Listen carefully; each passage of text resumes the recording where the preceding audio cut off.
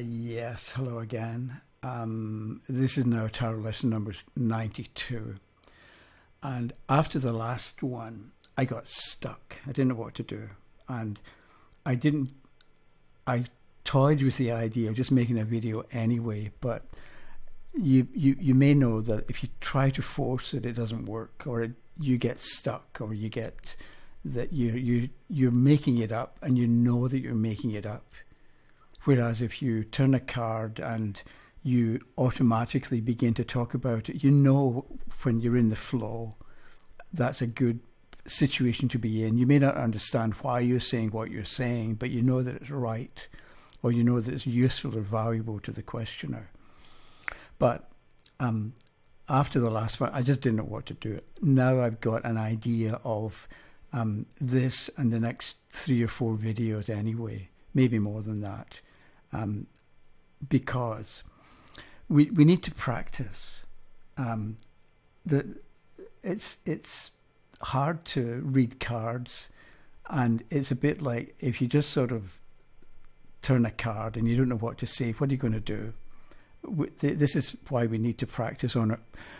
I think we need to practice on our own, because we can get friends or family to sit for us, but you can quite quickly run out of people who are willing to be guinea pigs while you hum and haw and you pick a card and you don't know what to say about it. And it can be annoying, if nothing else. So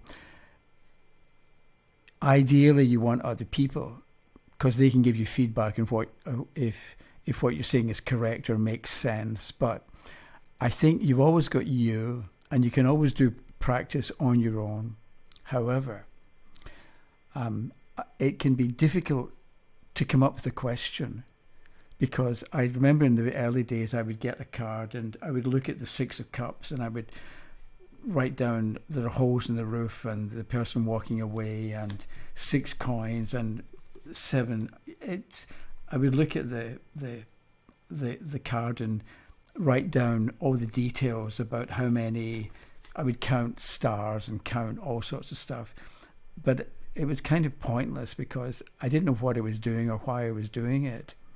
However, it can be difficult when you're on your own and you're practicing. It can be difficult to come up with a legitimate question. So I don't know if you've ever tried this. I have, and I usually, will I get promotions? One, or is this relationship going to work out? As another one. But then what? It's very easy to quickly run out of ideas. Or if you come up with a question, it can be flat, or you're forcing it because it's really not a good question, or a question that anybody would ask. So that's why I've got this horoscope spread laid out here. And today I'd like to show you how you can practice on your own and read cards in your own time. If you remember the last time, I picked a card for the 5th house and I got the 7 of Swords for will I have a child, will I have a baby? And I really didn't know what to say.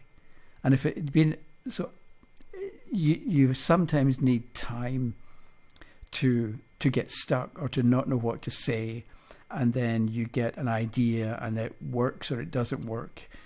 And this is the value of practicing on your own. But if you use a horoscope spread, I'm going to look at 1, 2, 3, 4, 5, 6, 7 different houses, they're called, because these are all houses that give you information about people. So the first house is the house of self. So you lay a spread around and you turn the first card, which is the self. And so this card gives you information about the questioner.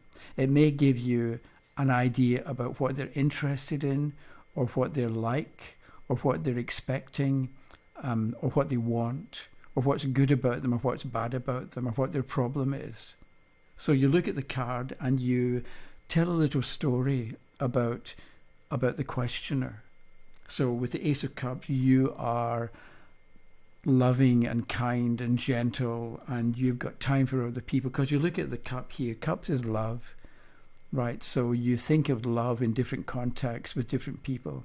So you're a loving, caring, kind individual who will put yourself out for other people, and it's an ace as well. So maybe you look at the ace being number one. You like to make you're about to start a new phase of your life, for instance. Might be something that you would say. So what you do is you take a few minutes and you tell a story about the Ace of Cups, what kind of person it would describe, or the kind of circumstances it would describe, and then you can write it down if you want. But it's in your mind, and that means that when this card comes up, you've got something to say, because you're not sort of starting from nothing and having to make it up or having to figure out what to say. You've already thought it through on your own, in your own time, and you've got something to say. So you can ask this card, this house is about the self of the individual. And it can also explain why they're there, or what they're. So with the Ace of Cups reversed, maybe they're there because a relationship is going badly and they want to know what to do about it.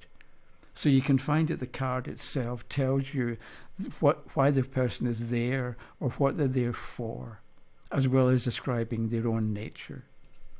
Right? So the Ace of Cups. The third house describes the brothers and sisters. So this could describe, with the Strength card, it could give you information about somebody's brother or sister or the close family members generally.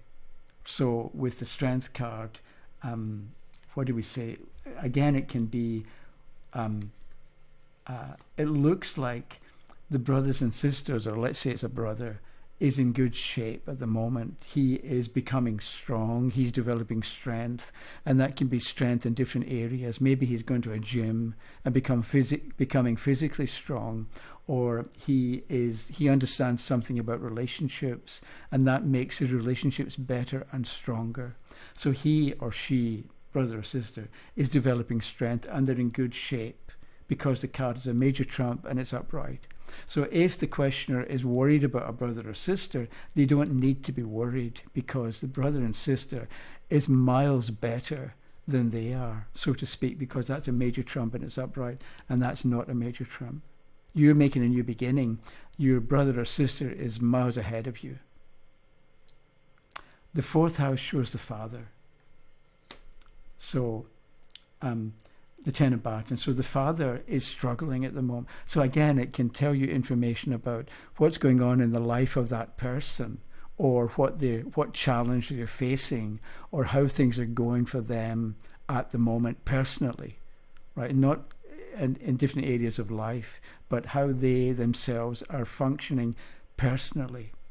And so with the Ten of Batons upright, the father is struggling a bit because the person can't see where they're going, and maybe it's time for the father to stop what he's doing, regroup, reorganize, and figure out what direction he wants to go in. Then he'll be able to handle the challenges or the obstacles or the difficulties represented by the batons, because at this point he can't see where he's going.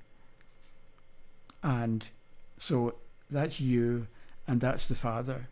So if you're worried about the father, well, okay, what do? You are kind and considerate, and you sit him down and you talk to him about where he's going, what direction he's going in, and suggest that he reorganizes things so that he's got a better idea of the destination that he wants to go to. The fifth is children. Oh, I got that Seven of Swords again. Can you believe it? It's reversed this time. So, okay, I still don't know what to say about the Seven of Swords here.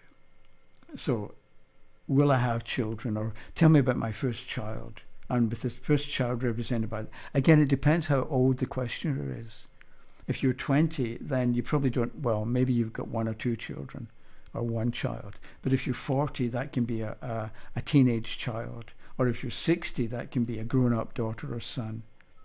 So, I don't know what... I think I'd like to move on about, what do we say? A child is struggling, not the way the father's struggling, because that's upright and it's batons, where it's like he's putting his energy in the wrong place or in the wrong direction, whereas here with swords, you're trying to cut corners and it's not working because with a sword, it's a sharp instrument, you cut. But it's upside down. So it's as if you need to get your priorities straight. Here, you need to rethink and reorganize. Here, you're kind of heading down a bad path, or a path that's not going to lead to sweetness and light. So it's time to maybe to reform yourself. Whereas here, you just need to rethink. This is more difficult, I would imagine, than this one. The 7th house shows the other people in the life, the marriage partner, if need be. And we've got judgment reversed. So maybe you look at the 7th house. This can describe the marriage partner who is, I don't want to say struggling, but they've maybe lost their way a bit because the angel's blowing a trumpet and probably inspiring them to do something, but they don't hear it, or they don't like what they're hearing. So the other people in your life at this point need guidance, or need direction, or need to pay attention to their own inner guidance rather than maybe look to the world, because it's an angel.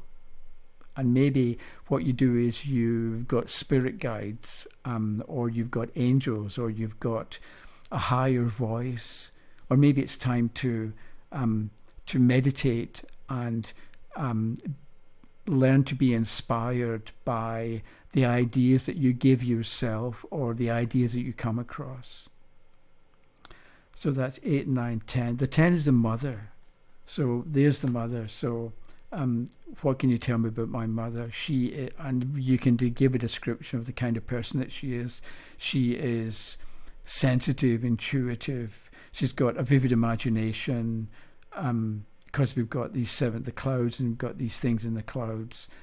Maybe she's a bit unrealistic as well, because it's clouds and it's not down to earth. Whereas the father is down to earth. He's plodding along, and he's making things happen, or not. Maybe he's unable to make things happen. But the mother is, maybe she's artistic, she's musical, she paints, she draws, that kind of thing, where she's got a vision, an inner vision, and she's trying to, or she wants to give expression to it. Maybe she writes poetry, that kind of thing.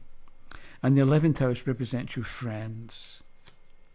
So how are your friends doing? And look, if you've got, let's say the question said, I've got this friend called Bill. Tell me about Bill. Bill is struggling at the moment with the Page of Swords upside down. It's a sword, right? So maybe he's defending himself against somebody that he can't beat, or he's defending himself against situations or conditions that he can't control. So what do? I know people who are really concerned about what's happening with the government, or what's happening with the economy. But the thing is, you can't control the economy. All you can control is your own reactions. And maybe with the Page of Swords reversed, you're trying to control what you cannot control. And also with the Page of Swords, pages represent young people, right? So it can be that the friend is being immature about how they're handling a particular situation or a particular individual. They know they should cut them out, or get rid of them, or remove them from their life, and not give them time, but they don't have the courage to do that, or they're assuming that bad things will happen if they do it. So maybe you, represented by the Ace of Cups, are sensitive to this person's struggle, and you make suggestions about how they could go about improving their situation, improving their life. How do you get rid of people? And maybe what you do is you become unavailable for them.